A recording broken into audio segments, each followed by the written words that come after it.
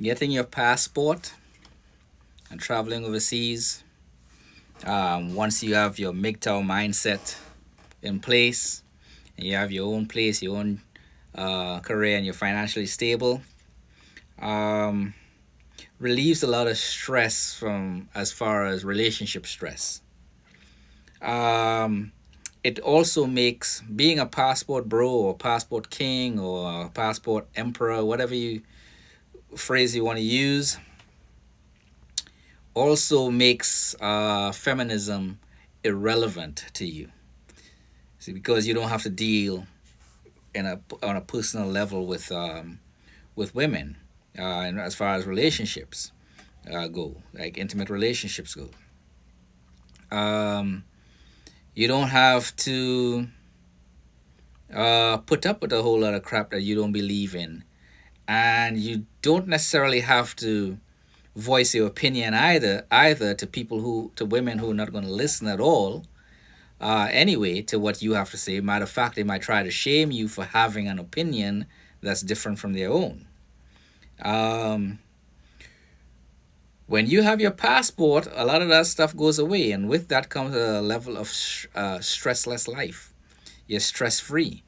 Um, you will have to cope with some trauma, however, because being raised or living in an environment that tries to indoctrinate you, and you start realizing that whoa, this stuff is not doesn't it's it's wrong, or it's like it's does something that is off with it, and you've developed your MGTOW mindset and started to gain some clarity, and then you expand yourself to the rest of the world. You realize most of the world doesn't live uh, with the indoctrination of feminism. So when you go into the rest of the world, you will encounter a world that's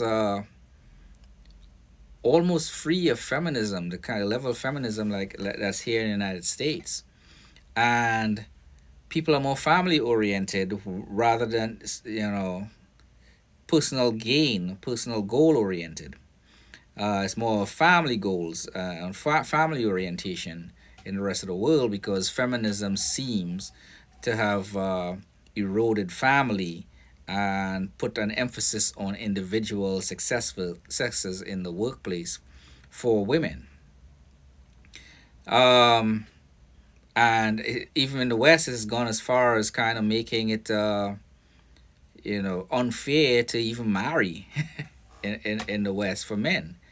Um, because of some of like no fault divorces and whatnot. And there's a lot of videos out there, so I'm not going to get into that. But I will say, and I will emphasize, getting your passport and becoming a passport bro, passport king, passport emperor, whatever you want to call yourself, renders feminism insignificant to you if you were taking, paying attention to those things or trying to appease the women to get into relationships and things like that. All the requirements of women and American women expect of you is no longer relevant because you're now in the when you go into the rest of the world as an American man making $34,000 a year minimum after tax. You're in the top 1% of earners in the world. So women would want to be with you, just like how these women in the United States want to be with the top 20% of earners in this country. Except you're getting significantly more. You're getting fit, feminine, friendly, exotically beautiful women who are young and they're family oriented. They were raised to be wives, without too much influence of feminism. Yes, they have access to the internet and things like that, so they're seeing some of these things. But they also have a culture that train them to think a certain way, to move a certain way, to respond a certain way. Even when you're in a disagreement with these women, you would find that a response, how they handle those things, are completely different from the way American women do that stuff. And in its own right, it takes away a lot of stress from the relationship, um, with that woman. So get your passport, fellas. Trust me, get your passport. Um, Even if you just go overseas just for a vacation without the intent of finding a wife, and just mingle. If you have friends living in that part of the world, go there, and so you have some familiarity and get to see the real country that you're visiting. Um, I personally prefer Africa. Um, you know, I found my wife in Madagascar. It took me 2 trips. I didn't really spend. Uh, I would say my success rate was 50%. Because I only traveled twice, and I met my wife on the second trip. So I really don't have a desire or a need to travel anywhere else. But the relief that comes from that passport and understanding that I'm one of the top income earners in the world, and I'm desirable by women all over the world. Um, it allowed me to really like take off the layers of crap that that's here in the United States, and then I can really focus on the family that I want, and building that up. And of course, when she gets here, I will do some more videos on that. Um, I've done other videos on people, all the negative things that could come from that. But in general, having a passport, becoming a passport bro, uh, makes a lot of the crap that's already rubbing you the wrong way irrelevant. You also lose interest. You really don't have to argue with women on their viewpoint at all anymore. Um, Not that I was doing that, but you look at videos and you look at social media and you see people commenting on what other people are saying, how this woman is saying that. Look at her, you know, and doing counter arguments. When you're traveling overseas, looking for a relationship as the top 1% of income earners in the world, none of that. It doesn't matter what this woman is saying or that woman is saying, how this woman thinks about you. All of that, it becomes irrelevant. Um, you can really stand with your head held high, and go about your business. You don't even have to worry about if you're in shape. You don't have to worry as long for that being in shape. I'd rather people be in shape for personal health reasons, especially if you get older, but not to attract a woman. Go in the gym, get in shape, but not for relationships. But it's irrelevant in the rest of the world. You don't need to be in shape. You don't need to be 6 foot tall.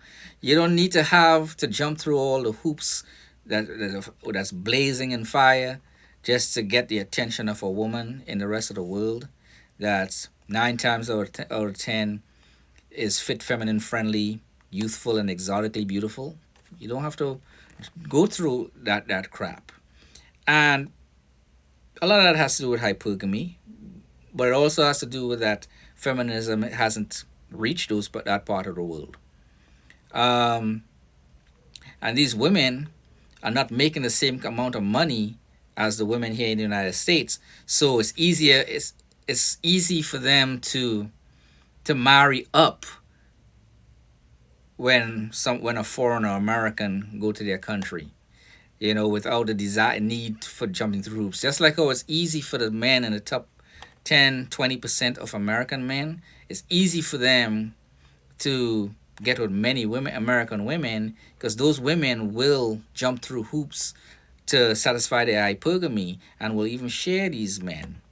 Um, but even these top 20% of men are not getting anything really from these women except sex and arm candy when they go out in public, that stroke their ego, and also helps them attract other women, for sex and things like that. So get your passports. If you have any questions, ask it in the comment section down below. Like and subscribe. Share the video if you think it's helpful to as many men as possible. So they're more aware that they have options, and the stress goes away once you realize you have those options. If my relationship doesn't work out with my Malagasy wife, because I'm in the top 1% of earners in the world, I could go get another. So no stress. So you don't have to dwell on the glass half empty. You can dwell on the idea of the glass half full. Focus on that MGTOW mindset. Get your own place, your career, and be financially stable. Earn a minimum of $34,000 a year after taxes, and you're good to go. All you need now is a passport, and you'll be stress free. Y'all have a good day.